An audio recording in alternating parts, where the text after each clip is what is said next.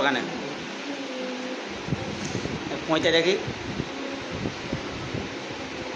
কী জন্যে বাদলি পঁইতেটা? গালেগার।